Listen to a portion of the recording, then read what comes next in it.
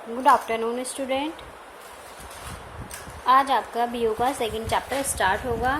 व्यावसायिक संगठन का अर्थ, क्षेत्र, प्रकृति और महत्व। Meaning, scope, nature and importance of business organisation. ठीक है, अब देखिए, इसमें सबसे पहले मैं आपको एक नेचुरल सी चीज़ बताती हूँ। मनुष्य स्वभाव से ही उद्यमी होता है। वह सदैव किसी न किसी कार्य में संलग्न रहता है। संलग्न मतलब बिजी रहता है, कुछ स्वयं के सुख के लिए और कुछ दूसरों के सुख के लिए। हम मनुष्य को व्यापक रूप से दो भागों में बांट सकते हैं।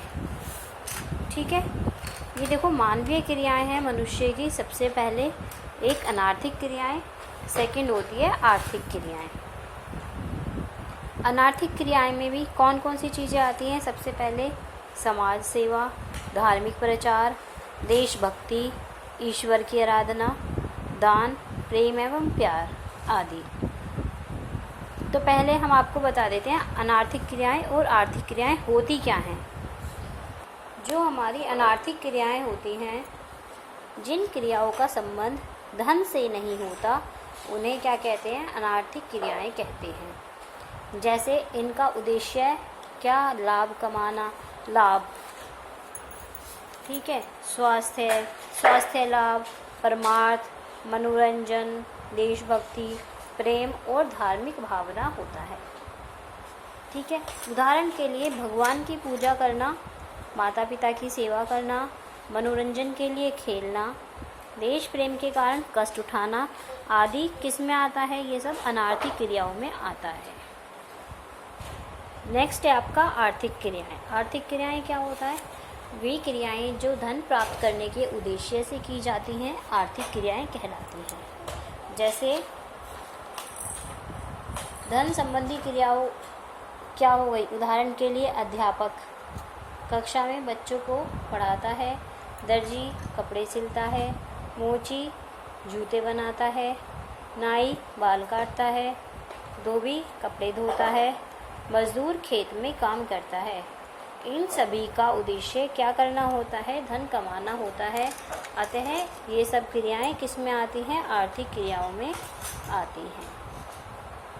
ठीक है, अब ये आर्थिक क्रियाएं के भी 3 प्रकार की होती हैं।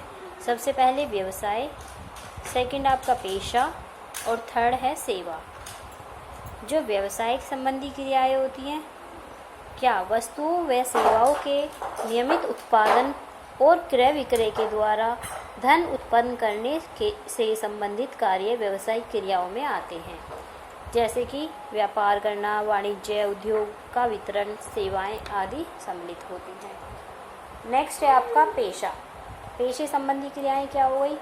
विशिष्ट निपुणता प्राप्त व्यक्तियों द्वारा अन्य व्यक्तियों को कुशल सेवा या सलाह देने का कार्य पेशे संबंधी क्रियाएं कहलाता है। जैसे वकील, डॉक्टर, चार्टर्ड अकाउंटेंट, ये सब किस में आते हैं? पेशे संबंधी क्रियाओं में आते हैं। नेक्स्ट है आपका सेवा। नौकरी अथवा सेवा संबंधी क्रियाएं।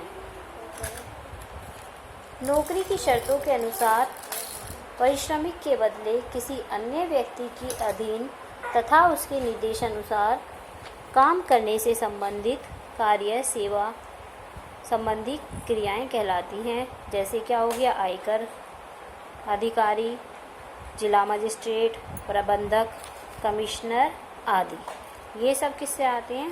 नौकरी या सेवा संबंधी क्रियाएं।